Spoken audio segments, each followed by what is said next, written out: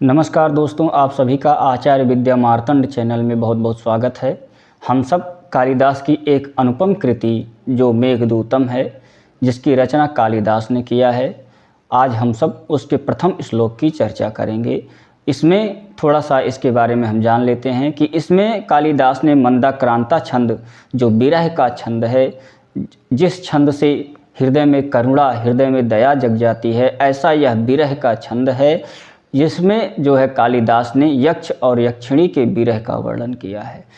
हमारा मानना तो यह है कि कालिदास ने यक्ष और यक्षिणी को लक्ष्य बना करके उन्होंने अपनी प्रिया के वियोग का जो है विरह वर्णन किया है और कुछ भी नहीं है। इसलिए आज हम सब माता भगवती की स्तुति करने के पश्चात कालिदास के प्रथम श्लोक की जो है चर्चा करेंगे, क्योंकि यह ग्रंथ विरहियों के लिए एक अमृत है, जो है विरहामृत इसे कह सकते हैं। यह एक अनुपम ग्रंथ है कालिदास का। आइए हम पहले भगवती की चर्चा करते हैं, उनका वंदन करते हैं और उसके बाद हम इस मेघदूतम के प्रथम श्लोक में प्रवेश करेंगे। प्रथम जन्मनि चाधिगतो मया तदधुना न विभाति नवाक्षरः कथय मामनुमद्य भवार्णवा जननी तारय तारय तारके। माँ भगवती को प्रणाम है। हम सब मेघदूतम के प्रथम श्लोक में प्रवेश करते हैं।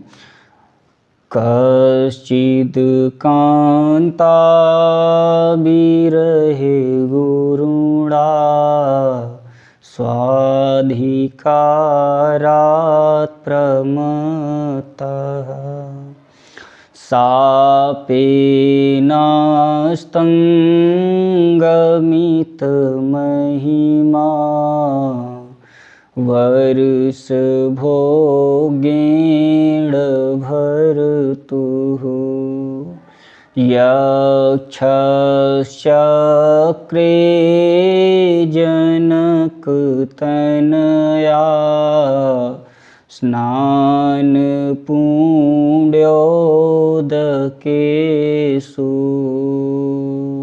स्निग्धच्छाया तरुषु वसतिं रामगिर्याश्रमेषु।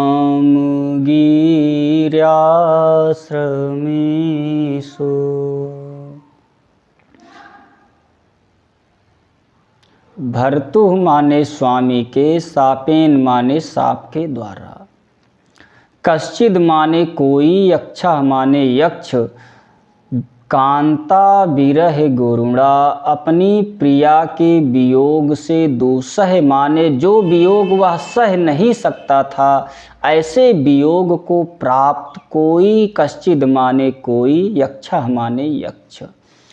उसे साप क्यों मिला? तो कहते हैं स्वाधिकारात् प्रमत्तः, अपने अधिकार से, प्रमत्त माने च्युत होने के कारण उसे साप मिला। स्वाधिकारात् प्रमत्तः सापेनास्तङ्गमितमहिमा, और उस साप से उसने प्रिया के वियोग को ही नहीं सहा, अपितु उसने अस्तंगमित महिमा, अपनी जो महिमा है, अपनी जो शक्ति है, अपना जो प्रभाव है, अपनी जो गुरुता है, उससे भी हीन उसे होना पड़ा। ऐसा यक्ष अपने अस्तंगमित महिमा, अपनी महिमा से च्युत होने वाला, सापेनास्तङ्गमित महिमा वर्ष भोगेण भर्तुः, अपनी महिमा से च्युत होने वाला, अपनी महिमा से हीन, वर्ष पर्यंत भोगे जाने वाले, वर्ष पर्यंत भोगे जाने वाले या वर्ष पर्यंत भोगने योग्य जो है जनक तनया स्नान पुण्योदकेषु, सीता जी के स्नान से जो पवित्र जल है, जल वाले और उस जल वाले और स्निग्धक छाया तरु सुवसतिम, सघन जो है नमेरु वृक्षों वाले रामगिरियाश्रमेशु माने रामगिरि माने चित्रकूट पर्वत पर,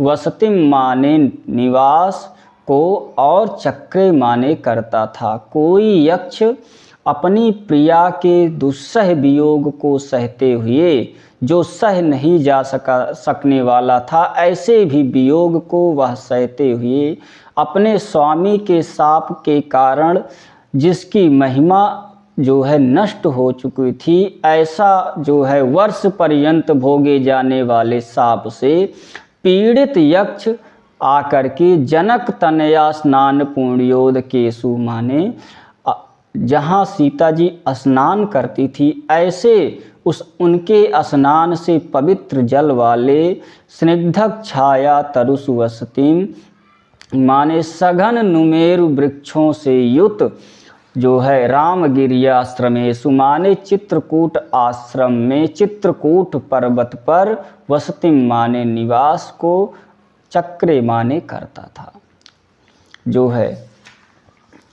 और आइए हम सब इसके थोड़े से समास को जानते हैं। पहले हम मेघदूतम के समास को जान लेते हैं। मेघदूतम की व्याख्या क्या है? कहते हैं मेघ एव दूतः मेघदूतः। अब कहते हैं स्वाधिकारात् प्रमत्तः अधिक्रियते अस्मिन् इति अधिकारः, स्वस्य सोवा अधिकारः इति अधिकारः। तस्मात् षष्ठी समास कर्मधारय समास जुगुप्सा विराम प्रमादार्था नामुपसंख्यानम। इस वार्तिक के अनुसार प्रमत्तः इस पद के योग में यहाँ अपादान संज्ञा होकर अपादाने पंचमी से पंचमी विभक्ति हुई है। इसमें प्रमत्तः स्वाधिकारात् और प्रमत्तः इसमें जो है पंचमी विभक्ति हुई है। प्रमत्तः माने प्रा मद और अक्तः प्रत्यय इसमें हुआ है जो है। प्रमादो नवधानतः इत्यमरः, प्रमाद शब्द की यह जो है पर्याय है। प्रमादो नवधानता अनवधानतः प्रमत्तः। कांता विरह गुरुणा कांतायाः विरहः षष्ठी तत्पुरुष समास। तेन गुरु तेन तृतीया तत्पुरुष समास जो है इसमें होता है। कांता विरह गुरुणा माने तृतीया तत्पुरुष समास। कांतायाः विरह षष्ठी तत्पुरुष, तेन गुरु तेन तृतीया तत्पुरुष जो है कांता विरह गुरुणा, यह हो जाएगा। यह समास सिद्ध हुआ। वर्ष भोगेण भोक्तुम योग्यः भोग्यः। वर्ष भोग्यः तेन कालाध्वनोरंत्यंत संयोगे। इस सूत्र से जो है द्वितीया तत्पुरुष समास हुई। द्वितीया तत्पुरुष कालाध्वनो अत्यंत संयोगे। अत्यंत संयोगे से जो है द्वितीया तत्पुरुष समास हो गई। भर्तु विभर्तीति भर्त्री, भर्ता विभर्तीर्ति विभर्तीति भर्ता। और तस्य डोक्रीय धातु से लुल त्रिचौ इस सूत्र से त्रिच प्रत्यय होकर के भर्तृ शब्द सिद्ध होकर षष्ठी विभक्ति एक वचन में भर्तु शब्द सिद्ध होता है। सापेन सापनम सापः तेन सप घई प्रत्यय हेतु इस सूत्र से तृतीया जो है तृतीया हुई है। सापा क्रोशो दुरेषणा, यह जो है अमर कोश में पर्यायवाची इसकी है। अस्तंगमित महिमा, अस्तंगमिता महिमा यस्य सह बहुव्रीहि समास इसमें हुआ।